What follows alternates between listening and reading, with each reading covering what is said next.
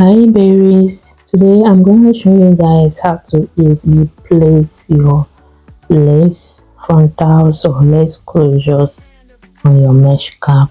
No matter the size of closure, if you are working with a smaller size of closure, it's easier to place it down and also sew it down. Something like a kinky closure 4x4, 2x4, all these ones are easier to place down and sew them down correctly. But once it's a bigger size of closure like 7x7, 6x6, 13x4, 13x6, which is frontals, it's always difficult to place them down the right way and also sew them down.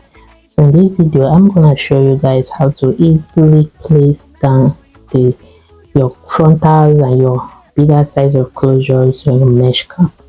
So the first thing you have to do is to locate the center of your lace closure. You see what I did? You fold it into two equal parts. You can press it down in order to know where the center is, or you can also use something, maybe a pencil or a metallic pen, just to mark the center. The next thing is for you to pin down the center on your mannequin head, then start to adjust the size of the lace closure. So you make sure each side of the lace closure is perfectly laying flat on the mesh cap.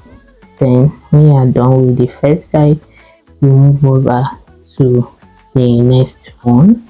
You can always unpin and pin back. I will explain what I mean by that. Okay, so make sure the down, which is the back, is dry. You drag it for it to be perfect, like make sure it's laying flat on the mesh cap.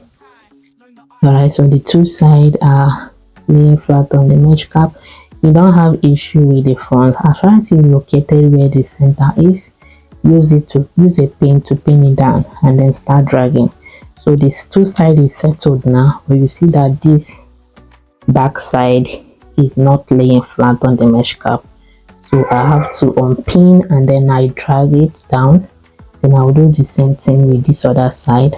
Then unpin, then I drag it down. That's what I mean by you can always unpin and pin back. So the back side is settled now. But what happens here is that it affected the two sides.